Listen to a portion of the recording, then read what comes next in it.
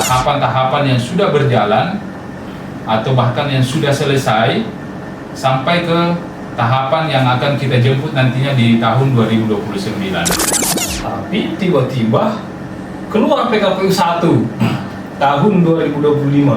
Itu tentang apa itu ya? Tentang pemutahiran data pemilih berkelanjutan.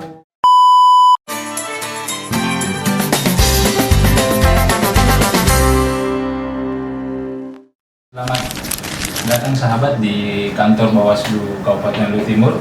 Siap. Ini kita berada di ruang podcast Bawaslu Mangkalinga, Kabupaten Luwu Timur. Kiranya kehadiran sahabat di ruang ini yang penuh dengan kesederhanaan ini bisa membawa perubahan dan bisa menginspirasi kita semua, khususnya masyarakat yang ada di luar yang menonton kegiatan podcast kita pada pagi hari ini menjelang siang. Bismillahirrahmanirrahim. Assalamualaikum warahmatullahi wabarakatuh. Waalaikumsalam. Salam sejahtera untuk kita semua. Om Swastiastu, Namo Buddhaya, salam kebajikan. Sahabat podcast dimanapun kita berada, pertama saya ingin mengucapkan selamat menjalankan ibadah puasa 1447 Hijriah tahun 2026. Pertama-tama marilah kita memanjatkan puji syukur atas kehadirat Allah Subhanahu wa taala, Tuhan yang Maha Esa. Semoga kegiatan kita pada pagi hari ini mendapat rahmat, hidayah, barokah dari Allah Subhanahu wa taala. Apalagi kita sekarang ini sedang menjalankan ibadah puasa. Salawat serta salam semoga tetap tercurahkan kepada junjungan Nabi besar kita Muhammad SAW. Baik sahabat podcast dimanapun kita berada, kali ini Bawaslu Kabupaten Luwu Timur mencoba berbagi informasi terkait masalah demokrasi, di mana kita akan lebih fokus membahas terkait masalah data pemilih. Bawaslu Kabupaten Luwu Timur dengan episode pertama ini akan menghadirkan narasumber yang tidak asing lagi di dunia penyelenggara. Beliau ini adalah sahabat saya, melaksanakan setiap rutinitas penyelenggaraan yang dilaksanakan selama masa tahapan. Nah, Bapak Ibu sekalian, sahabat, lebih dahulu saya akan memperkenalkan diri. Saya Zulkifli, anggota Bawaslu Kabupaten Luwu Timur, Divisi Hukum Pencegahan, Partisipasi Masyarakat dan Hubungan Masyarakat, yang biasa disingkat dengan Habibullah. Nah, kebetulan dalam agenda ini sebenarnya ini agenda yang sudah lama kita akan laksanakan, tetapi karena ada hal dan kondisi sehingga baru kali ini kita akan menjemput momentum ini. Nah, sebenarnya juga ini di bulan suci Ramadan dengan adanya beberapa kegiatan ini, salah satunya adalah kegiatan podcast. Ini juga akan memberikan inspirasi kepada kita semua, khususnya masyarakat yang akan melihat kegiatan podcast ini. Jadi Bapak Ibu, sahabat podcast dimanapun kita berada, kali ini saya tidak sendirian Bapak Ibu sekalian, sahabat-sahabat sekalian. Saya ditemani oleh narasumber kita yang tidak diragukan lagi kapasitas dan kapabilitasnya terkait masalah penyelenggaraan. Ya, saya sapa saja ya, saudara sahabat saya, ini adalah sahabat saya dari KPU Kabupaten Luwu Timur. Beliau ini membidangi divisi data dan informasi. Ya, saya biasa sapa dia Ade Hamdan. Selamat pagi, Dek. Siap, selamat pagi Kak. Nah, bagaimana keadaannya? Alhamdulillah ya, puasa lancar. Puasa lancar ya? Iya. Mana puasanya? Alhamdulillah lancar dan masih bisa bernafas. Khutbah di masjid juga. Khutbah di masjid ya untuk tahun ini berkurang. Iya. Iya. Gak apa-apa lah kita khutbah di masjid, sosialisasi, Iya. data pemilih, pengawasan, Bawaslu, semua dikolaborasikan dengan baik. Ya, Bapak Ibu sekalian, sahabat podcast dimanapun kita berada, kali ini kita akan lebih fokus mendalami materi yang akan kita bicarakan. Kita akan bincang pada hari ini terkait masalah pemutahiran data pemilih berkelanjutan. Nah, sebelum saya mempersilahkan kepada narasumber untuk menyajikan materi atau pengalaman-pengalaman terkait masalah pemutahiran data pemilih berkelanjutan, terlebih dahulu saya ingin menyampaikan bahwa berbicara tentang data pemilih berkelanjutan ini adalah hal yang sangat urgent dan sangat penting kita bicarakan, karena ini menjadi sebuah hal yang akan terfungsikan, terpakai nanti untuk pemilu-pemilu berikutnya. Apalagi ke depan ini tentunya banyak tantangan-tantangan terkait masalah data pemilih. Nah, sahabat podcast dimanapun kita berada, ini kita akan lebih santai berdiskusi, menggali beberapa informasi-informasi terkait masalah tahapan-tahapan yang sudah berjalan atau bahkan yang sudah selesai sampai ke tahapan yang akan kita jemput nantinya di tahun 2029. Bapak Ibu sekalian, sahabat podcast dimanapun kita berada, bincang kita ini mungkin saya panggil apa ini, Pak Adik Kadif, atau apalah yang bisa supaya lebih akrab lah kita. Saya bebas, saya kan ya lebih muda kan dari Pak Kordif ini, ya panggil adik aja, Panggil adik ya. sahabat, dipanggil makan juga enggak apa-apa. Siang-siang begitu. Iya. Sedikit, apalagi yang di depan kita ini, saya kira hidangannya nih kue mekar, ternyata ini adalah bunga-bunga. Ini hidangannya bagus ini. Iya, buku yang kalian bisa Bukunya banyak, dikonsumsi ya. bisa dibaca-baca sambil menunggu buka puasa. Harus betul hidangannya. Hasil ini Serio Timur. Jadi sahabat podcast dimanapun kita berada, sekiranya juga nanti ini dalam bincang kita ini kan kita akan lebih banyak menggali nih deh. Apalagi sekarang ini banyak orang yang bertanya nih deh. Nanti kan di masa tahapan kemarin ini KPU maupun Bawaslu itu aktif melakukan kegiatan-kegiatan di bawah, aktif melakukan sosialisasi, aktif melakukan pendekatan-pendekatan, bahkan yang paling aktif dilakukan ini adalah bagaimana merampungkan ini data pemilih. Iya, Betul. Iya. Saya lihat juga kemarin ini teman-teman KPU melalui jajaran di bawahnya ini sudah melakukan kegiatan yang namanya coklit. Iya, betul. Ya, pencocokan dan penelitian data pemilih. Nah, itu di masa tahapan. Nah, orang kan bertanya nih, Dek, di masa non tahapan ini selesai pasca setelah pilkada maupun pemilihan, apa yang dikerjakan oleh teman-teman KPU? Ya. Nah, ternyata setelah beberapa hari ini ternyata mindset pandangan masyarakat terkait masalah itu ternyata bisa ditepis oleh teman-teman KPU. Betul. Jadi memang seperti itu. Kita kan kemarin masuk tuh pemilu, sibuk luar biasa, data pemilih, kemudian pendaftaran calon, sebelumnya ada perfak partai politik, lanjut langsung nyambung ke pilkada. Pilkada pun begitu, data pemilihnya, kita pencalonan, banyak agenda-agenda hingga logistik sampai hari H perhitungan. Luar biasa kesibukan-kesibukan. Teman-teman Bawaslu juga pasti paham lah soal itu. Nah, kami pikir setelah pilkada, wah enak nih, nyantai dulu, istirahat, nyantai, istirahat, sambil tunggu lagi kegiatan-kegiatan apa dari pusat yang dilaksanakan. Tapi tiba-tiba keluar PKPU 1 tahun 2025. Itu tentang apa itu ya? Tentang pemutahiran data pemilih berkelanjutan. Nah, inilah sekarang yang menjadi fokus. KPU seluruh Indonesia, semua satker, kita melaksanakan kegiatan pemutahiran pemilih data berkelanjutan. Jadi pemilih data berkelanjutan ini sambungannya dari kegiatan waktu pilkada. Nah, ada data dari pilkada, ini kita lanjutkan. Nah, kenapa harus ada pemutahiran data pemilih berkelanjutan? Memang tujuan dari pemutahiran data pemilih berkelanjutan ini sebenarnya tujuan pokoknya dua kalau berdasarkan PKPU 1 tahun 2025 itu. Pertama, tentunya memelihara data.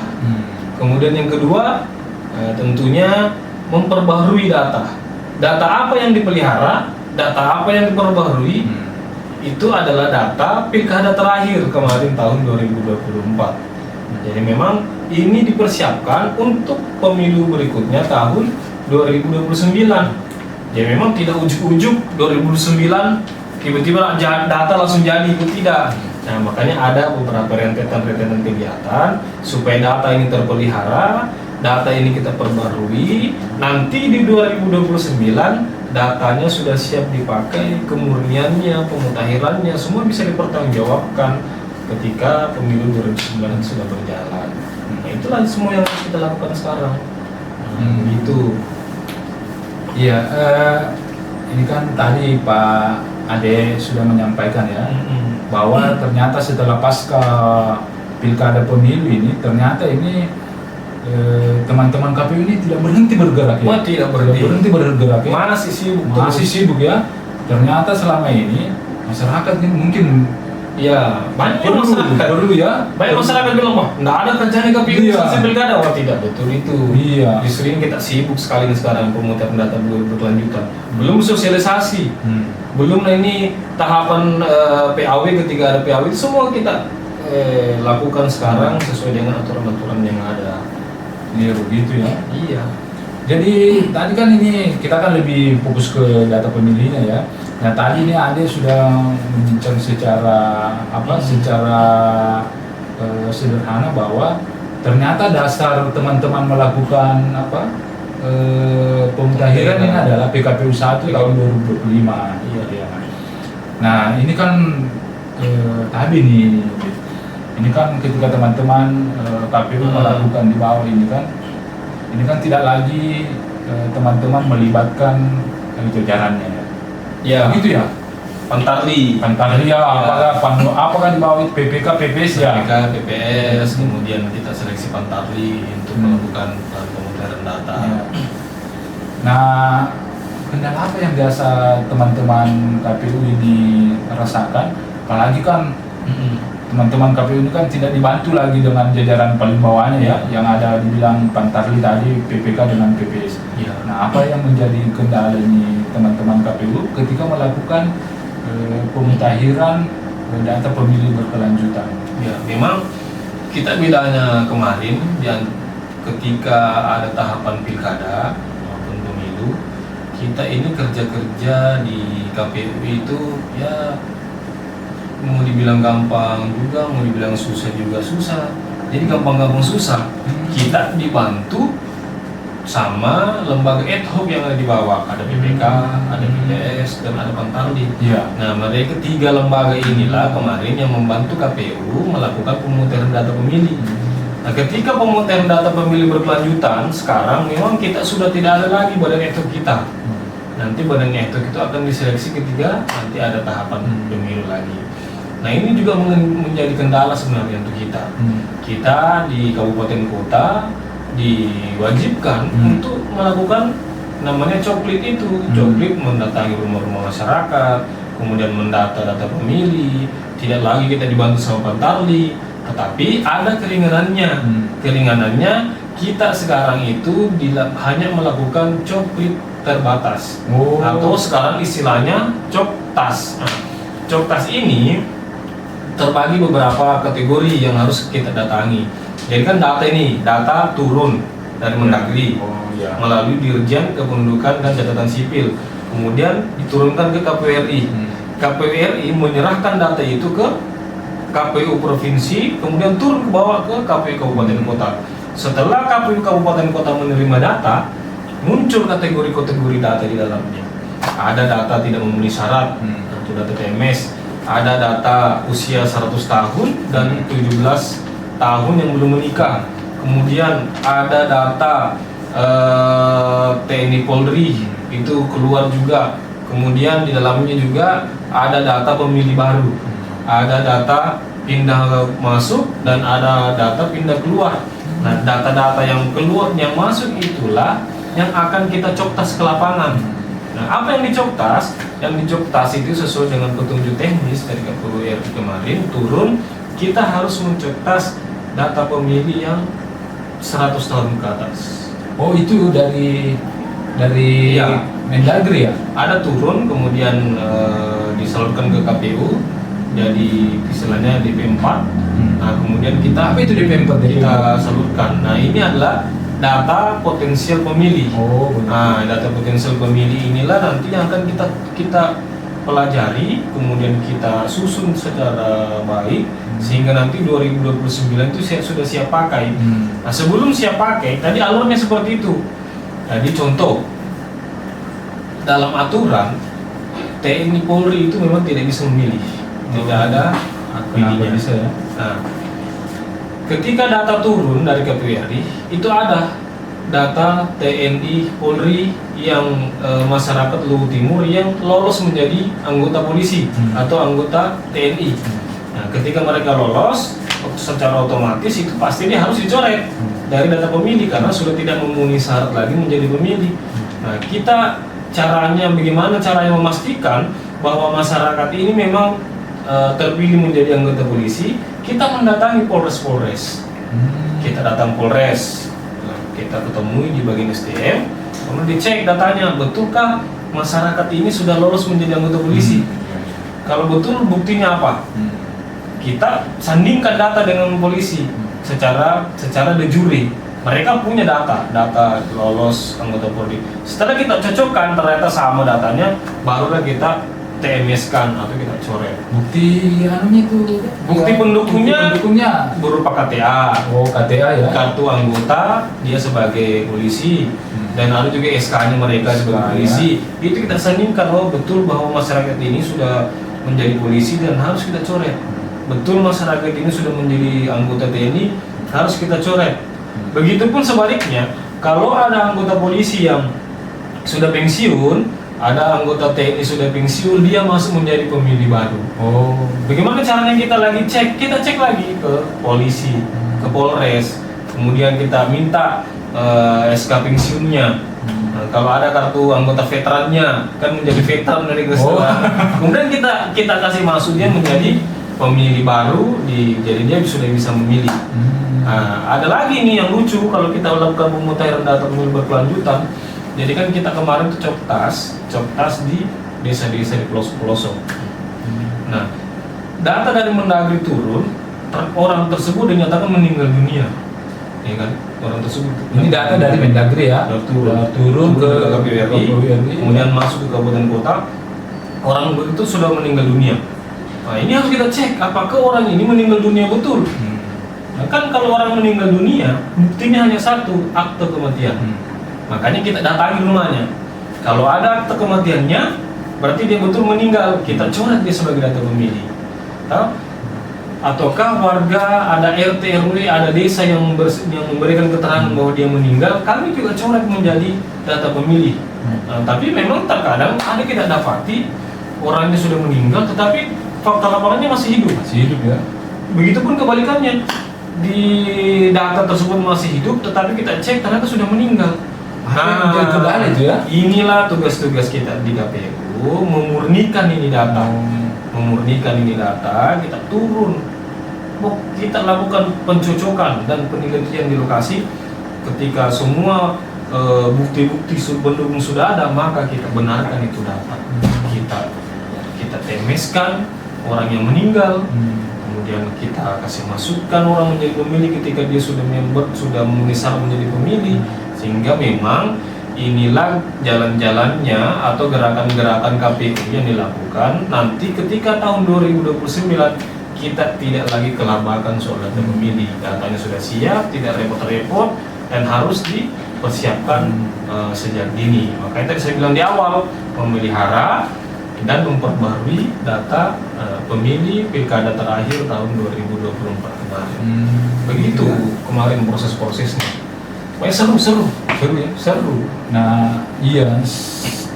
Saya lihat juga tadi ada beberapa hal yang kita sampaikan ini terkait masalah kendala, tetapi kendala itu tidak menjadikan KPU sebagai beban ya. Tetapi ini sebagai apa namanya ini motor penggerak. Iya. Asik ini kerja ini asik. Iya. Asik kita turun ke lapangan, kadang lewat sungai-sungai, kadang lewat kebun-kebun, kemudian datangi warga, menyapa langsung masyarakat di bawah. Ini kegiatan pemutaran data berkelanjutan bukan beban, tidak sama sekali menjadi beban, bahkan tidak ada beban. Ini asik, seru, kita turun bersama-sama ke lapangan untuk tim. Sayangnya kan sekarang lagi puasa, kita tetap turun puasa-puasa. Jadi ada ini kan berdobel double pahalanya. Selain untuk kebutuhan demokrasi negara, ya dapat juga pahala untuk puasanya. Iya, makanya. Nah ini kan ini biasa kan ini kalau kita cerita-cerita di masyarakat ya, kan kalau kita ketemu dengan warga, ini kan banyak kesan itu warga yang bertanya ini. Iya. Kalau misalkan saya ini kan misalkan kategori pemilih baru. Iya, betul. Nah, bagaimana saya harus ngecek daftar diri saya sebagai masuk atau belum ya? Apakah misalkan KPU itu menyediakan tempat atau bagaimana? Ya, memang di PKPU 1 tahun 2025 di pasal 16 itu dalam melakukan proses pemutaran data pemilih berkelanjutan, KPU kabupaten kota harus melakukan koordinasi. Koordinasi sama siapa? Koordinasi sama Bawaslu. Bawaslu. Jadi kita koordinasi sama Bawaslu. Jadi kita berdosa di KPU kalau tidak koordinasi sama Bawaslu. Nah itu. Kemudian koordinasi sama siapa lagi? Sama Dinas Kependudukan Catatan Sipil. Kemudian TNI Polri, kemudian instansi-instansi terkait lainnya. Nah, koordinasi inilah yang memudahkan kita untuk melakukan pemutaran data pemilih berkelanjutan. Nah, jadi kita ke Bawaslu nih. Bawaslu kan sangat membantu kerja-kerja KPU. Biasa KPU ada data yang keliru, Bawaslu kasih lurus. Bawaslu punya temuan, KPU eksekusi. Sehingga data-data ini nanti kan sudah valid betul-betul karena dikerjakan bersama-sama sesuai dengan prinsip inklusif tadi. Inklusif artinya semua elemen, semua stakeholder wajib terlibat dalam pemutaran data berkelanjutan ini. Setelah koordinasi tadi, nah masyarakat kadang bertanya, saya sudah masuk atau belum sebagai pemilih, ya kan? Caranya KPU Kabupaten Kota itu membuka posko aduan. Jadi di kantor itu ada posko aduan. Kalau kita ke kantor itu ada di depan. Di situ ada tulisannya spanduk besar posko aduan daftar pemilih berkelanjutan. Di situ juga ada kontak personnya. Jadi untuk mengecek apakah kita sudah masuk sebagai pemilih atau belum, bisa datang ke kantor untuk mengecek langsung. Ataukah juga bisa melalui online, namanya cek DPT online. Nah, silakan cek DPT online, kemudian kasih masuk identitas, bisa dicek. Kalau sudah muncul berarti sudah masuk. Kalau tidak, berarti belum. Tugasnya apa? Tugasnya silakan membuat laporan ke KPU. Bisa lewat email, bisa kontak langsung, bisa datang ke kantor. Kita sangat memudahkan ini masyarakat untuk melakukan hak pemilih. Kenapa ini kita lakukan, membuat posko? Karena memang kita wajib ini Pak, wajib ini mengawal hak pilihnya orang. Ya, makanya ada orang bilang ya berdosa kita ini kalau hak pilihnya orang sampai kita telantarkan. Iya begitu. Nah ini kan yang jadi kendala biasanya ya.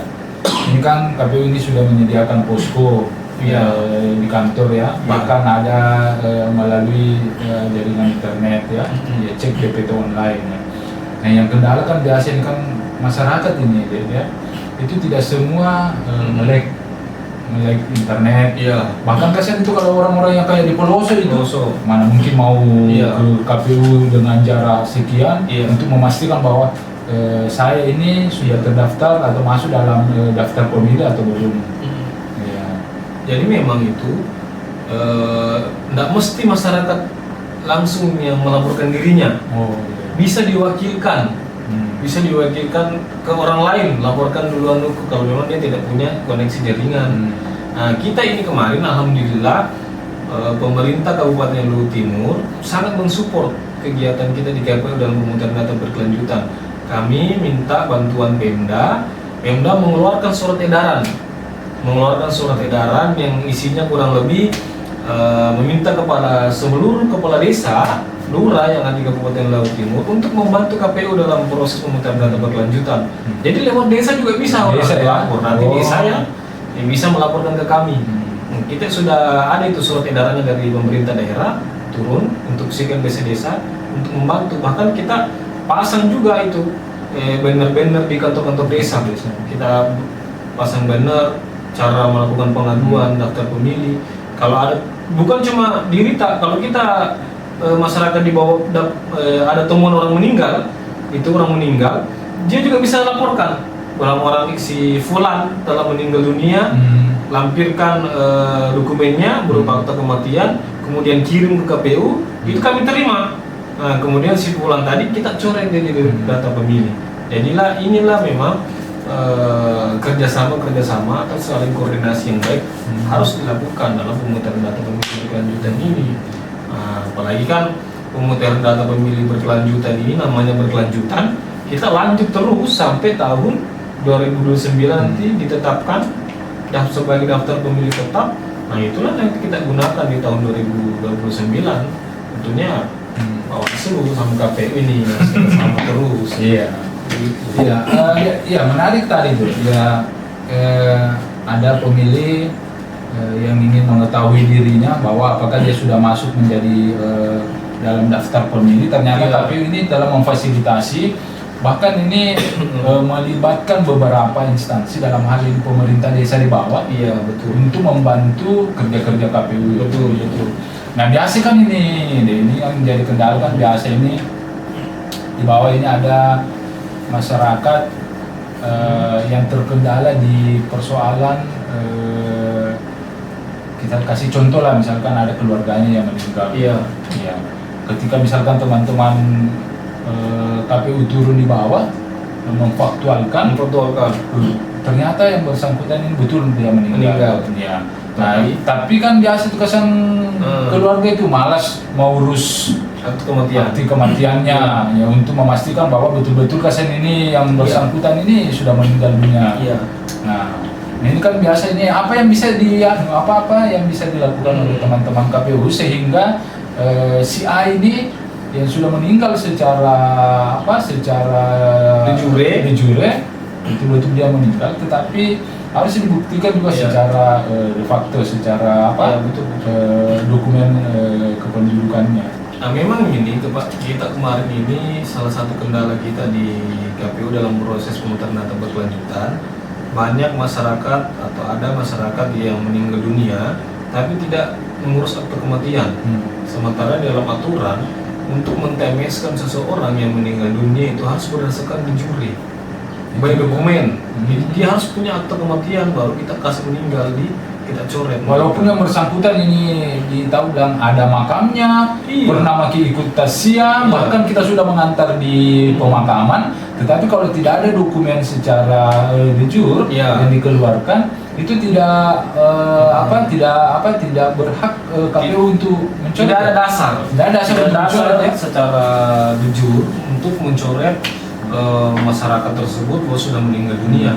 Nah, makanya sekarang KPU baru-baru menurunkan juknis. Selain akte kematian yang digunakan, kan banyak orang tidak urus akte kematian.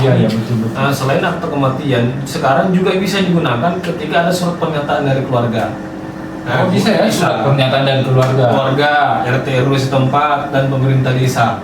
Ketika pemerintah desa membenarkan bahwa dia sudah meninggal dunia, kemudian ditandatangani, itu kita sudah bisa menjadikan dasar. Nah, kita juga ini sekarang KPU Kabupaten Kota sering melakukan koordinasi dengan Capil. Orang akte kematian kan melapor ke desa, kemudian Capil yang terbitkan. Nah, kita sering koordinasi sama Capil. Alhamdulillah Capil di Kabupaten Luwu Timur ini bekerja sama dengan desa-desa. Mereka itu punya program. Kalau tidak salah programnya Jumat Keramat. Keren nih. Nggak salah, tapi nanti kita cek lah. Jumat Kerang. Ya, kita cek kembali nanti lah. Program itu mewajibkan desa-desa mengurus warga-warganya yang meninggal dan dibuatkan akta kematian. Dan sudah terbukti kemarin ada beberapa desa di Luhut Timur dia tertib administrasi. Ada warganya meninggal, desanya ini inisiatif membuatkan akta kematian. Ini yang beginilah kerjasama yang kami dorong ke Capil.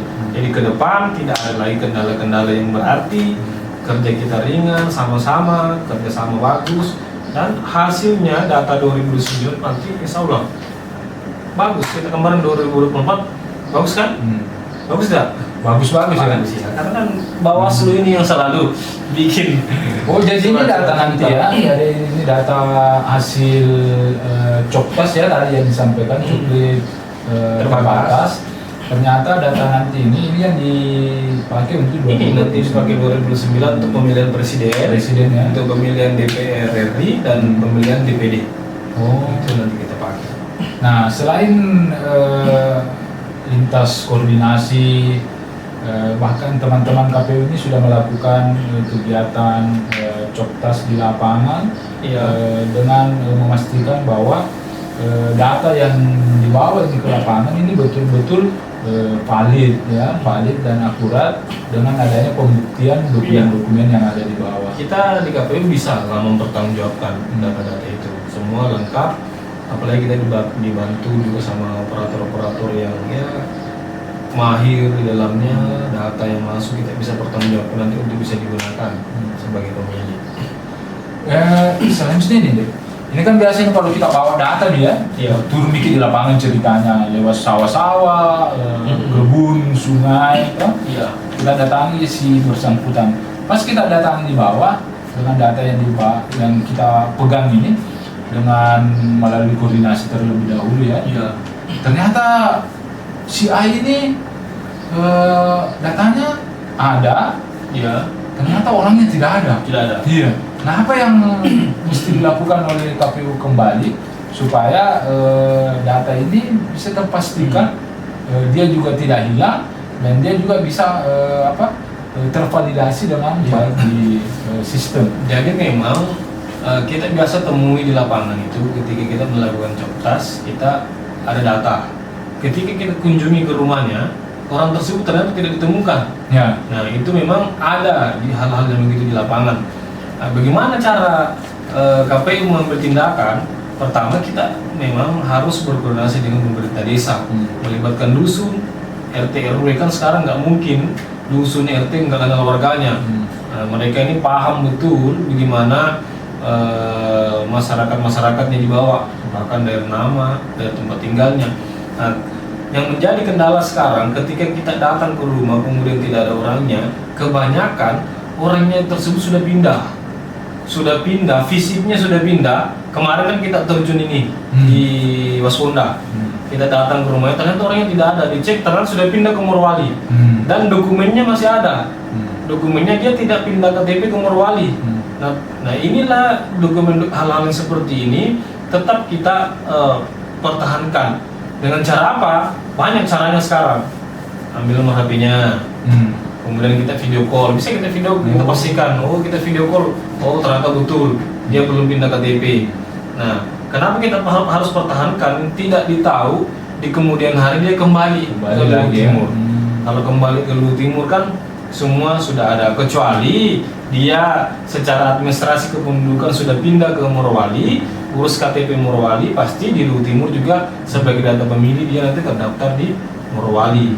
Kan ini masih panjang ini prosesnya. Panjang ya. Kalau di hari itu TNA bisa pindah memilih, ada DPK, ada PT, itu semua. Ini nanti yang masuk semua dalam ruang lingkup data pemilih itu. Jadi semua insya Allah data-data pemilih khusus di Luhut Timur kita sudah berusaha semaksimal mungkin untuk melaksanakan pemutakhirannya, dan kita yang berdoa sama-sama 2029 tidak ada lagi kendala, data yang kita gunakan bisa dipertanggungjawabkan, kemudiannya bisa dijaga dan bisa digunakan sebagaimana mestinya nanti di hari H.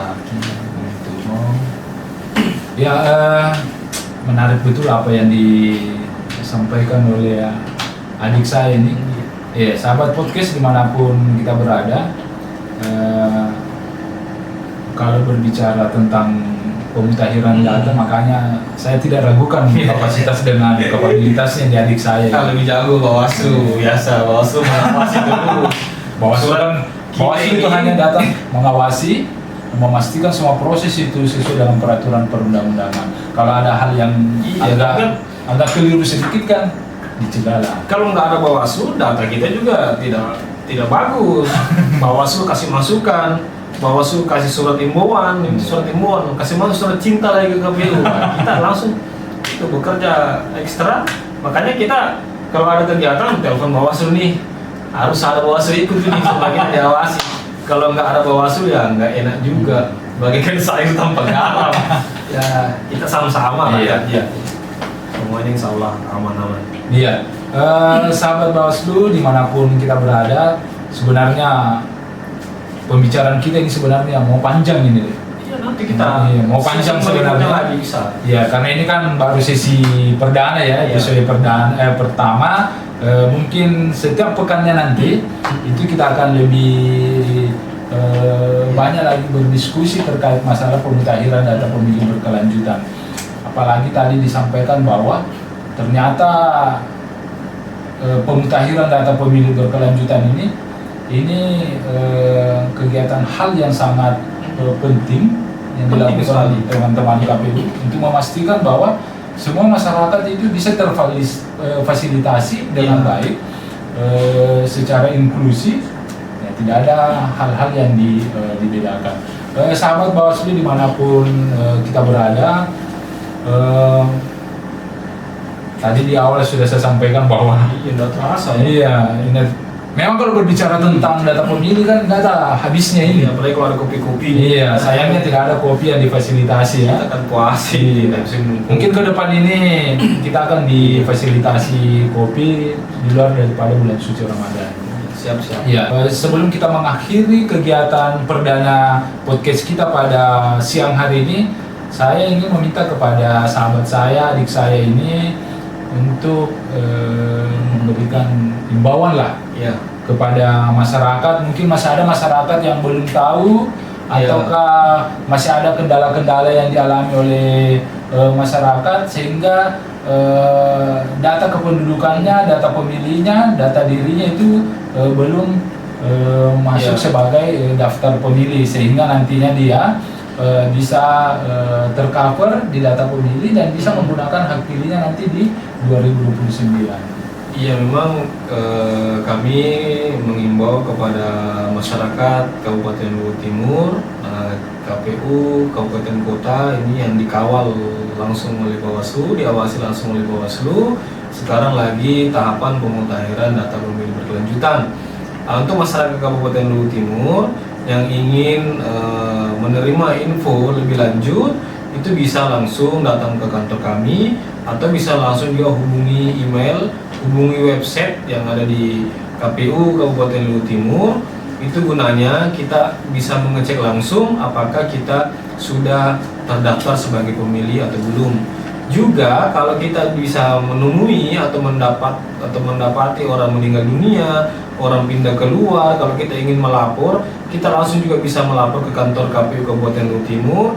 Juga bisa mengunjungi website yang ada di KPU Kabupaten Luwu Timur. Kemudian di situ ada email, silakan hubungi emailnya, sertakan bukti pendukungnya, orang yang meninggal, orang yang pindah keluar, silakan sertakan pendukungnya. Kalau kita ingin mengecek secara langsung apakah kita sudah terdaftar sebagai pemilih, silakan cek DPT online. Itu kita caranya sangat mudah, tinggal kita ambil HP, kemudian kita booking browsing, cek dptonline.co.id, kemudian masukkan identitas, muncullah kita terdaftar sebagai pemilih atau tidak. Kalau kita belum terdaftar, silahkan hubungi tadi, bisa lewat website, bisa langsung ke KPU, atau kontak personnya juga tersedia, bisa dihubungi lewat WA atau telepon langsung.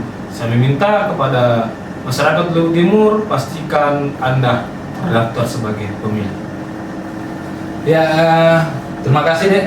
Ya, sahabat Bawaslu dimanapun kita berada, tadi ini sudah di akhir sesi kita ini, adik saya, sahabat saya sudah menghimbau kepada kita semua bagaimana langkah yang mesti kita lakukan ketika ada beberapa hal yang menjadi kendala terkait masalah data pemilih. Tadi sudah ada, misalkan ada keluarga yang meninggal, bagaimana caranya supaya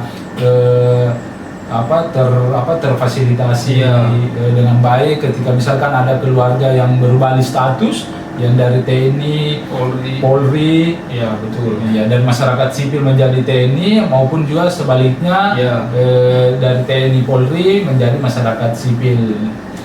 Nah, selain itu juga tadi KPU juga sudah memberikan kemudahan kepada kita masyarakat bagaimana ketika kita ingin mengadu, tidak mesti lagi kita harus datang ke kantornya KPU. Ya, bisa langsung. Ya, ternyata kita kan sekarang ini era digital.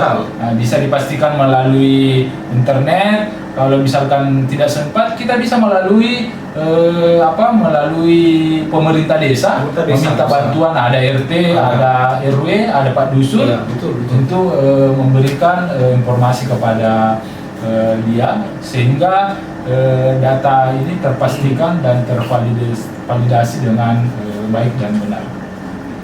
Sahabat Bawaslu dimanapun kita berada, tidak terasa kita ini sudah bincang kurang lebih sejam lamanya. Iya. Nah, memang kan kalau di episode perdana ini mungkin memang sebagai pemula seharusnya banyak hal yang mesti digali. Tapi ke depan ini kita akan terus lakukan podcast untuk bagaimana kemudian memberikan informasi kepada masyarakat melalui podcast Bawaslu Mangkalina. Sahabat Bawaslu dimanapun kita berada, mungkin kita akhiri kegiatan podcast kita pada siang hari ini. Semoga ke depan kita akan lebih mempertajam lagi, memperdalam lagi terkait masalah pemutahiran data pemilih berkelanjutan yang biasa disingkat PDPB. Nah, Bapak Ibu sekalian yang saya hormati, mungkin kita sudahi kegiatan podcast kita pada siang hari ini. Kalaupun misalkan ada hal-hal yang kurang berkenan atau masih ada hal yang kurang, mohon disempurnakan kekurangan itu, dan kita akan terus memberikan hal-hal yang sifatnya inovatif dan kredibel, sehingga data pemilih berkelanjutan ini berkualitas secara komprehensif. Mungkin sekian Bapak Ibu sekalian, sahabat-sahabat sekalian, terima kasih. Sampai bertemu di episode selanjutnya. Terima kasih. Kan habis lebaran bisa ketemu lagi, ada mie kue, ada mie kopi, supaya diskusinya lagi lebih rokok-rokok pikiran hangat ya. Ya, mungkin sekian Bapak Ibu sekalian, sahabat podcast dimanapun kita berada, kita akhiri dengan ucapan Assalamualaikum warahmatullahi wabarakatuh. Selamat siang, salam sejahtera untuk kita semua. Om Santi Santi Santi.